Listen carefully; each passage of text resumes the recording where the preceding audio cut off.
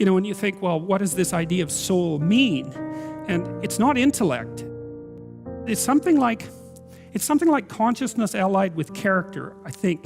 And I think the reason that it's valued so much is that, because you got to ask yourself, well, what do you really have when it comes down to it? So life is suffering, let's say, and you can pile up worldly goods. And the God in the Old Testament doesn't seem to have anything against that, really, right? The people who he favors seem to prosper quite nicely in the world.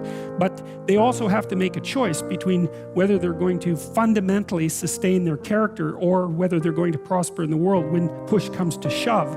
And the idea constantly is that really what you have in the world that allows you the best possible defense against the suffering that's intrinsic to being is your character. That's what you have, period.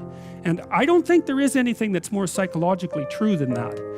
Because everything else, well, first of all, your relationships with others depend on your character. When people are really after you for one reason or another, and they're accusing you of all sorts of things, and you're guilty because you have a past that's laden with characterological errors, then it's very easy for people to take you down, because they'll poke until they hit a place where you're guilty, and then you're done, because you'll do yourself in with your own judgment.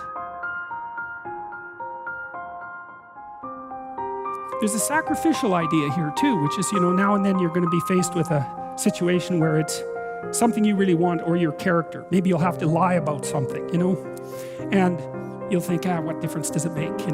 I'll lie about it. Well, now you know that you're the sort of person that will, in fact, deceive yourself about the nature of reality if something shiny is dangled in front of you.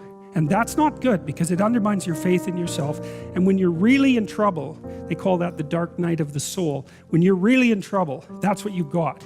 You've got whether or not you can trust yourself, and that's it. When things are really harsh. And so if you've betrayed yourself in that manner, then you weaken yourself under the worst possible circumstances, and that's really not a good thing.